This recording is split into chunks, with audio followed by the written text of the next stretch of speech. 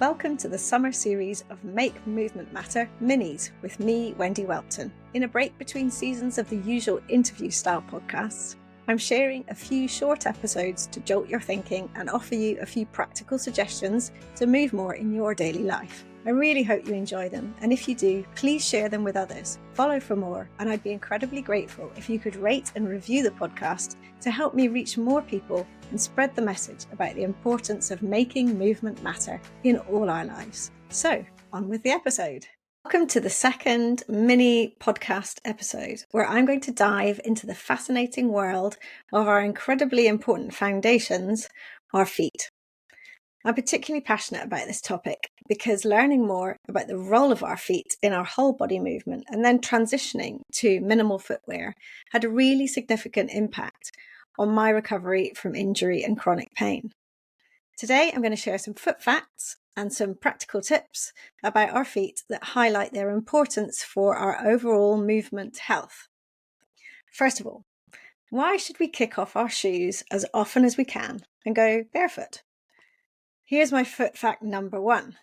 The soles of our feet have the most nerve endings by area than any other part of our body. This dense network of nerves sends critical information to the brain, helping it decide how to make our body react to the different surfaces we encounter, whether they're slippery, hot, steep, or bumpy. The more information our brain receives from our feet, the better our body can adjust, and the more quickly. So my first tip is to try to optimize that brain-body connection.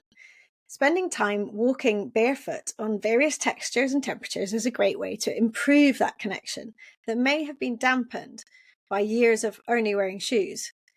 Push yourself to try walking on gravel, rocks, grass, sand, and even the snow.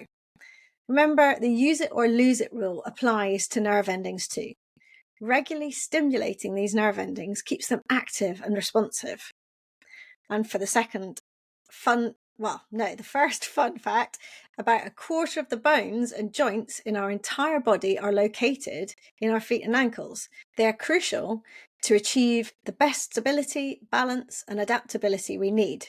The more our feet and ankles can adjust to different terrains, the better our overall balance and shock absorption can be. So, top tip number 2, the more natural movement we do, the better. Walking barefoot as much as possible allows our feet to move more naturally. Massage your feet, roll them on spiky massage balls or tennis balls, do foot stretches to encourage more movement if they get tight or uncomfortable. I always unshoe when I get home. In fact, I can't wait to get my shoes off when I get home, even though they're minimal shoes. Letting your feet breathe and move freely helps them maintain the flexibility and build strength in your feet.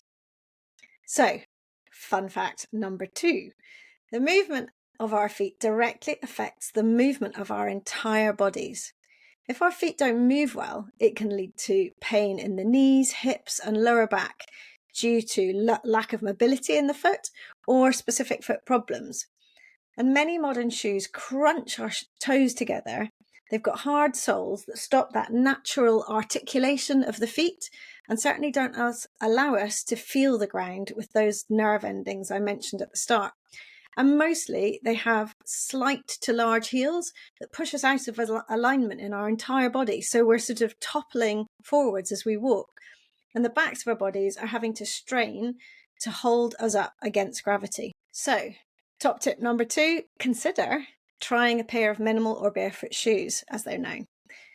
With no difference between the back and front height of the shoes, more flexible, thinner soles and wide fronts of the shoe, it's called the toe box, that allow the toes to spread as they naturally want to. In fact, they allow your feet to move as though they're not in shoes at all.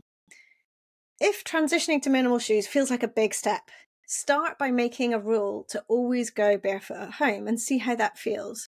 This simple habit can have significant benefits for your foot health. And if it feels okay, then perhaps start by wearing some wet shoes or barefoot sandals to use as light alternatives to carry with you whilst you're out and about, so that you transition, but you always have your normal shoes to go back to. Finally, Here are a few more ways to show your feet some love. Our feet work incredibly hard for us, and we often take them for granted. So why not think about a lovely foot handshake? So this is where we are helping to restore the space between our toes by counteracting the squish of unkind shoes, by taking our digits of our foot and interlacing the fingers of the opposite hand in between each of the toes. See how it feels, and then have a good rock and roll through that foot, bending the toes and just seeing how it feels. The mobility of those joints is key, and that can really help to allow more movement into that area. Secondly, think about maybe investing in some toe spacers. They do the same kind of thing, but they do it with less effort because you don't need your hand there. So you can actually wear them as you move around the house and when you train.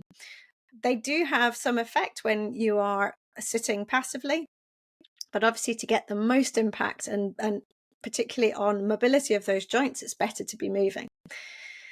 As I said before, massage. Get a lovely spiky massage ball, maybe not too severe at first, or even just a tennis ball, and gently roll your foot side to side, forward and back, and just find those points in your feet that might be a bit uncomfortable. Walking barefoot, as I said, and thinking about trying to do that even more outside as well. And finally, stretching those calves. Calf muscles are doing a lot of work. They call them the second heart because they're really pumping the blood back up into your heart. So we really need to have good, strong calf muscles. They're also really important for stabilizing us as we walk. They're the connection between the feet and the rest of the body. So allowing them to have a nice stretch twice a day. I do it when I'm brushing my teeth in morning and night on a foam half dome, which please feel free to ask me what I use, is a great way to just add in that lovely stretch for the whole back line of your body every day.